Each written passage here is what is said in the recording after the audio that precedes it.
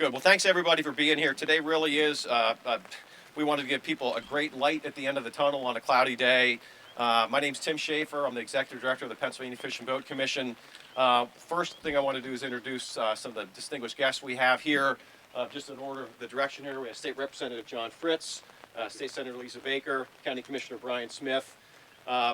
I'll kick us off here just with a little bit of history about why we're here and why we have so much room for optimism today for the residents of Wayne County.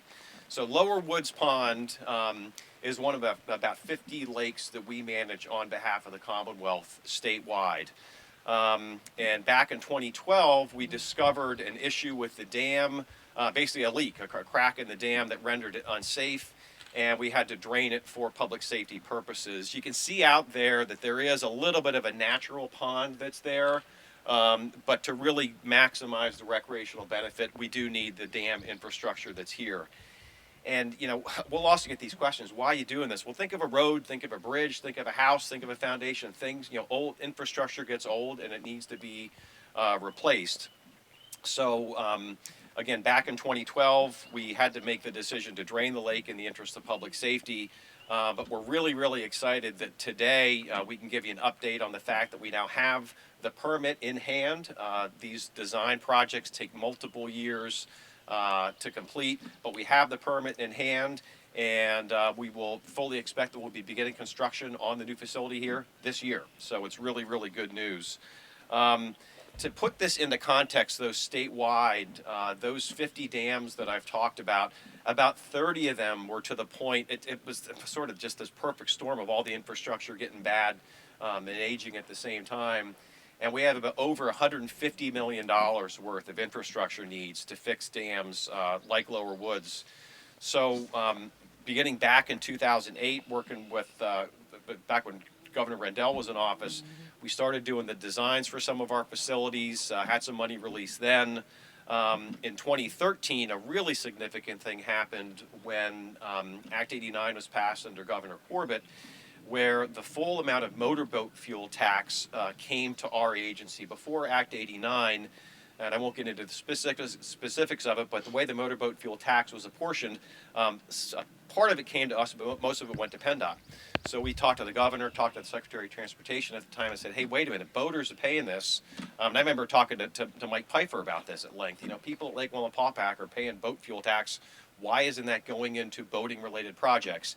It now is. The full amount of motorboat fuel tax does go in for boating-related projects, and we've been able to leverage dollars like that for projects here at Lower Woods. Jump into 2016.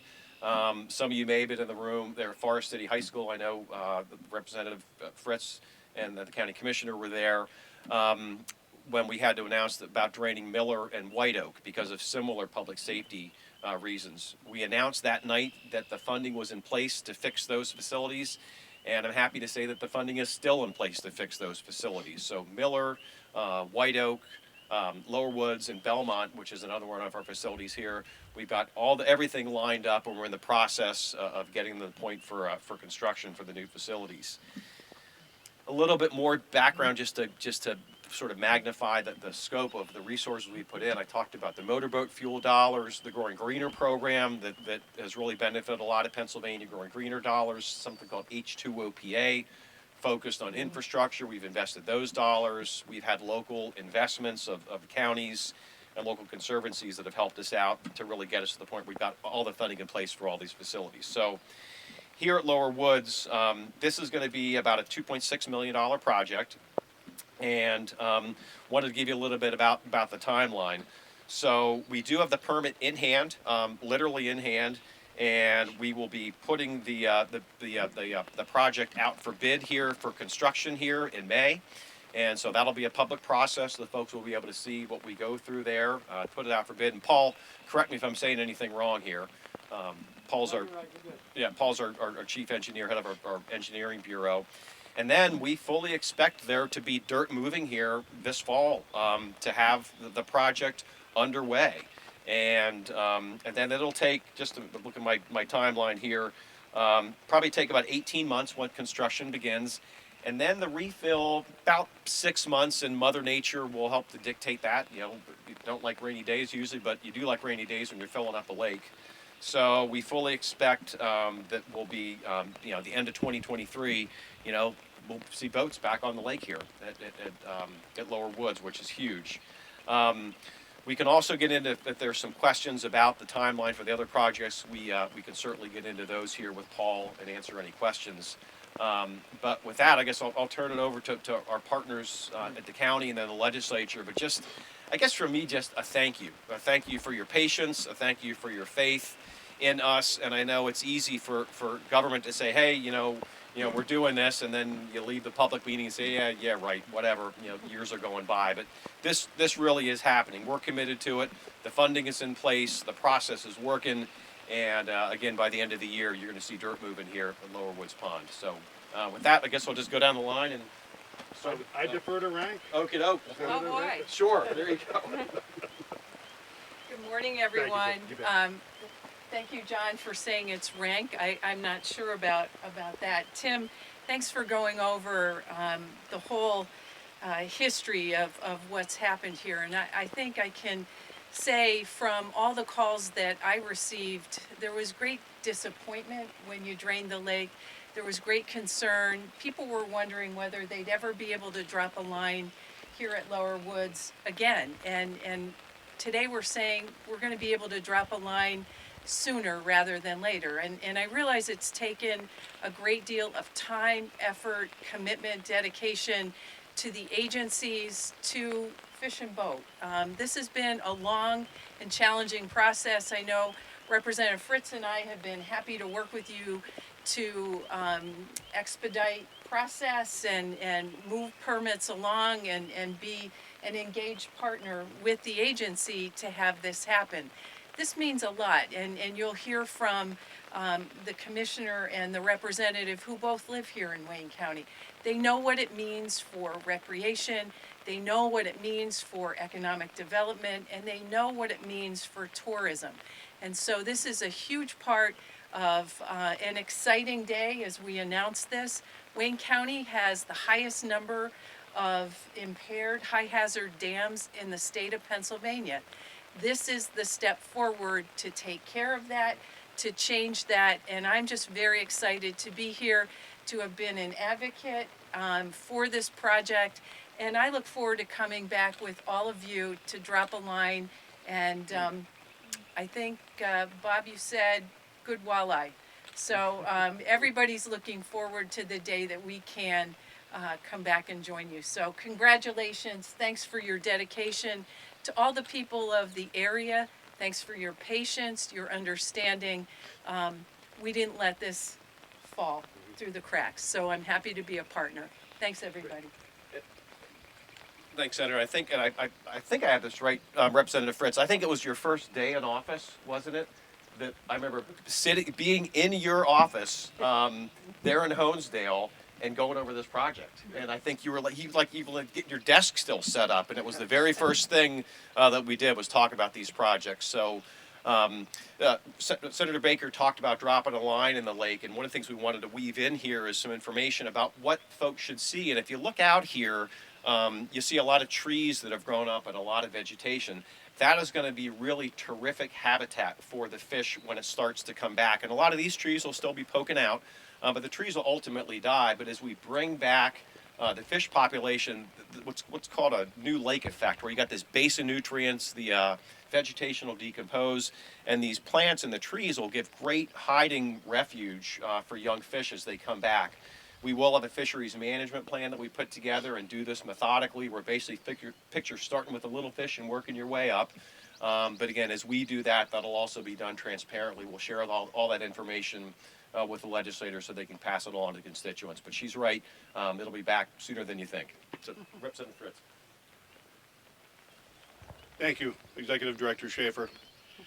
So, I was that kid in school that was always looking out the window when the teacher was up at the blackboard teaching and trying to impart some knowledge.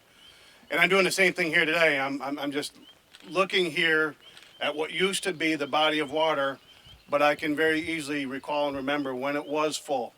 And just what an awesome body of water, what an awesome lake this was, and great place to fish. And I guess really kind of true to that theme of just how wonderful an area this is to fish, is we've got some perfect fishing weather today. Overcast, rainy, so it's really it's so easy to envision what is soon to become a full body of water, and just truly a superior place to fish. Tim, as you mentioned, ideal habitat. So I think in order to really properly capture the storyline here, you've got to use a time machine, and I'm going to jump in that time machine and take us back 6 years when we were at Forest City High School, when the plan was rolled out that we had to drain some critical lakes in Pennsylvania, and in particular our corner of the Commonwealth. And I remember up on the screen was an illustration, and on that screen was the Commonwealth of Pennsylvania, and in particular 11 high-hazard dams that were compromised. And out of those 11, 5 of them were in Wayne County.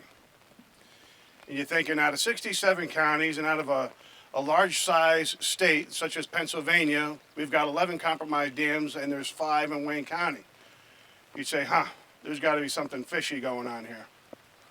That was my very thinly veiled attempt at humor, by the way. So there was automatic concern. You know, lakes are such a critical part of our landscape, part of what defines Wayne County and our region. And to think that we were going to have 5 of those lakes come offline to be drained, it was very, very disconcerting. And you know what? Listen, I'll just call it what it is. Sometimes we don't have optimum faith in government. So we learned that they were going to be drained. We were assured that there was money set aside, that they were going to be reconstructed, they were going to come back online. But you left there shaking your head because there's doubt. All right, we know that budget shortfalls happen and budget transfers occur where they go to more critical projects. And sometimes in Wayne County, we don't always get an abundance of resources and attention. So to be here today and to say definitively that this lake is coming back online, that the buckets and the shovels are going to hit the earth this fall, that it's real, is, Tim, you used the word. It's cause for optimism. And in what has kind of been, a frustrating time in government, to have reason to be optimistic, to have reason to be happy, and have some faith, boy, we certainly need that. So we've got our lakes, Lower Woods, White Oak, Belmont, Hankins. Which one am I forgetting? I'm forgetting one there. Miller. To have those lakes come online and Hankins to be rescued by our Wayne County commissioners, you know, that's restoring the faith amongst our constituency and our region and those people that look to come here and have some therapy that is fishing. I know one of my favorite things to do, and I live on a lake, is to go fishing. So it's part of what defines us, part of what we are in Wayne County, and I'm glad to see that we are going to get these dams remedied and replaced. Those millions upon millions of dollars are going to be invested in our region. But really, there's another macro theme here that needs to be referred to, and it's government working together. We're talking about county commissioners, state legislators, our senator, and Tim Schaeffer, who is just an awesome individual, by the way, and I've had opportunity to work with Tim for a better part of a decade. He is a man of his word, and that's something that we very much need and appreciate in government nowadays. So, Tim, for your dedication to this project and to Wayne County, thank you, my friend. Thank you. Very, very much. So with that, I'm going to stand down in a very much a spirit of appreciation, and proud to introduce my good friend, the chairman of the Commissioners of Wayne County, Brian Smith. Thank you, John. So I think the most important thing that I have to say here today is thank you. Thank you to the Fish and Boat Commission. Executive Director Tim Schaeffer is here, and I was at the meeting where he got kind of beat up by a lot of people here in Wayne County who were adamant that we need these ponds. We need this industry. And those people were right. But Tim was there that night. He gave an emotional delivery of the fact that that money was in place, that these ponds would be fixed, the dams would be fixed, and they would be back in place. And today we are seeing the evidence of that. So I want to say thank you from my heart and the other commissioners and all the people in Wayne County. Because not only do we have the most number of impaired dams when it comes to high hazard dams and fishing lakes, we also have the highest number of out-of-state fishing license sales in the state of Pennsylvania.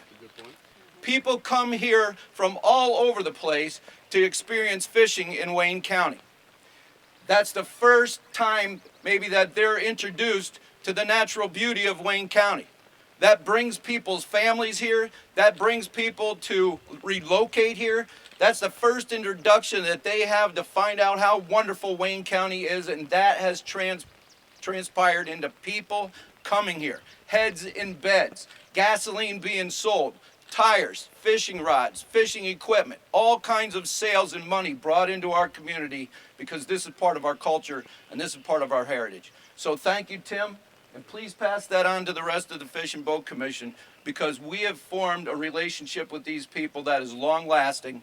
It's happened long ago and it will go long into the future, and it's only a good thing that'll work in our favor here in Wayne County. So thank you. Great, thank you. Good. Nice job, buddy. So thanks for those remarks for the elected officials, and it really is a partnership, and I can't tell you the number of days that we were all on the phone together working through this. It really is government working the way it should. A couple people I would like to also point out. Bill Gibney is our commissioner for Northeastern Pennsylvania. The Pennsylvania Fish and Boat Commission is organized with a board of 10 commissioners. 10 commissioners. 8 of them are geographically based. Bill Gibney represents the Northeast, is from Wayne County. Charlie Charlesworth, one of our voting at large members, he's also from Northeastern Pennsylvania. But Bill's been actively involved in this project. And I'd be remiss if I didn't talk about some other good news and investments that we're making. It wasn't on the script today, but a couple weeks ago we had a meeting of our Board of Commissioners. We brought back something on our boating facilities grant program. And these are investments in local communities for boating-related amenities along creeks and rivers. Think canoe kayak launches. And you can't go anywhere these days without seeing brightly colored boats on tops of people's cars. I mean, they're everywhere. And we announced grants for 2 projects here in Wayne County along the Lackawaxen, not too far from your office, Representative Fritz. One will be at Industrial Point. Another one will be down the road at White Mills. These are part of a multi-year process effort to develop a water trail on the Lackawaxen. So really excited to be making investments both in the still water here and the lakes of Wayne County and also into the flowing waters there at the Lackawaxen. I'll note that we do have a commitment to our boating facilities grant program to keep that going. We actually got some extra funding for that. We pursued and were successful from the U.S. Fish and Wildlife Service to make extra investments in the Delaware River watershed. We have another application pending there that we're optimistic about, and we do intend to keep that boating facility grant going. So one thing I'd say, if there are any communities that are listening to this or watching on the news, if you have projects, if you've got a township or a county or a borough park where you think, man, people are just flocking here with their canoes, this summertime it's become a muddy mess. We could really use some sort of access or a ramp here. Give us a call. We've got the information for our boating facility grant on our website. We'll come make personal visits. I was out to the spot on the Lackawaxen a couple times. Our staff that administer that program will come and coach you through the process to connect with those flowing waters. So just had to put that plug in there for all the canoes and kayaks that are on the water here this year. Last thing I'll say before we open it up to questions is you may see on my mask here, what do you got? Oh, you got it right there. Oh, life jacket. Thanks, Mike. Is the Wear It logo. If you don't remember anything that we've said today, remember to wear your life jacket. I mean it. You can forget everything else we said. In 2020, we had 11 boating fatalities in Pennsylvania. None of them, 0, were wearing a life jacket. We've had 3 boating fatalities so far in Pennsylvania this year. None of them were wearing a life jacket. In particular, this time of year, people think, it's a warm day. That water is still bone-chillingly cold and deadly cold. And in fact, from November 1st through April 30th, we have a mandatory life jacket wear for all canoes, kayaks, and boats under 16 feet. But all year long, please wear your life jacket and please don't drink and boat. The rules, we have Officer Bob Plum here. The rules for BUI, boating under the influence, are the same as DUI, driving under the influence. Have a good time this summer, but please be safe on the water. Please don't drink and boat, and please wear your life jacket. So with that, be happy to open up to questions. Again, we have Paul URBANIK here and Jerry Woomer from our engineering staff. They can answer a lot more detailed questions than I ever could about these projects. So with that, happy to open up the questions. Right, good morning. My name is Paul URBANIK. I'm the Director of Engineering for the Fish and Boat Commission. I'll just walk everyone through basically the design of the newer Lower Woods Pond here. So there's actually 3 dams here at Lower Woods. In our, we have a really complex naming system here. We got Dam 1, which is over there through the trees, about 100 yards, and that's actually where the principal spillway is and the outlet conduit. That's how we control the lake level and how we draw it down. Dam number 2 is through these little patch of trees, and that's where the current auxiliary spillway is. And we're standing on dam number 3 right now. So each one of these is considered a high hazard dam, meaning if any or each of them were to fail, it can jeopardize the life and property of the people living downstream. So the new dam system itself, we're actually going to rehab these dams right in place. One of the reasons why the old dam structure was considered unsafe is because of spillway capacity, number 1, and number 2 was dam earth embankment stability, meaning if at some point if the water got too high, that pressure of water pushing on the dam embankment could possibly make it fail or just push it out of the way, basically. So the new dam structure is going to replace the current principal spillway over there on Dam 1 with a brand new labyrinth type spillway. It's going to be a little bigger. It's going to eliminate the outlet conduit, which is going to end up saving us some money on conduit inspections, which we have to undertake every 5 years. Dam number 2 is actually going to remove the current auxiliary spillway. This is going to be just a flat dam embankment similar to what you're seeing here. And obviously dam number 3, rehabbed in place. It's going to be a little more robust, a little wider, offer a little more stability. As Tim was saying about the process earlier, really there's probably 6 steps to this whole process. Pre-design, design, permitting, pre-construction, and construction, basically. And we're probably halfway through that process, but it's not a one-to-one comparison process. If you think about the process, you think about a mountain, mountain. And like Sisyphus, the first half of that process is pushing that rock up the side of that mountain. It takes a little longer to get it up to the top. And then once you get at the top, once you get that permit, it rolls down the other side, collects momentum until you get to the bottom. So the lake itself will remain the exact same as it was. The lake volume, surface area will not change at all. 91 surface acres. There is a 40-acre lake out there. That's the natural lake currently existing. That's the secret spot that I'm not supposed to tell anybody about. The honey hole? That's it. Yeah. That's it. So get your pictures now where that is. But 91 acres, that's a very substantial body of water. It's a good sized lake. Yeah, like I said earlier, what's unique about this is actually this is a different drainage path than what's on the other 2 dams. So this kind of takes a different route downstream. That's why there's 3 of them to contain the water. But yeah, 91 acres is a good sized lake. So again, thanks to everybody for coming out today. Thanks to our elected officials for sticking with us, and really most of all, thanks to the residents of Wayne County for your patience, for your faith in what we're doing here. And I know I can speak for everybody here as well as the entire Fish and Boat Commission. We can't wait to get back out here when the dirt starts moving and to be some of the first people on the water here with our life jackets on once the lake's refilled. So thanks everybody for coming, and have a great day. Nice job, Tim. Okay, good, thanks. Yep.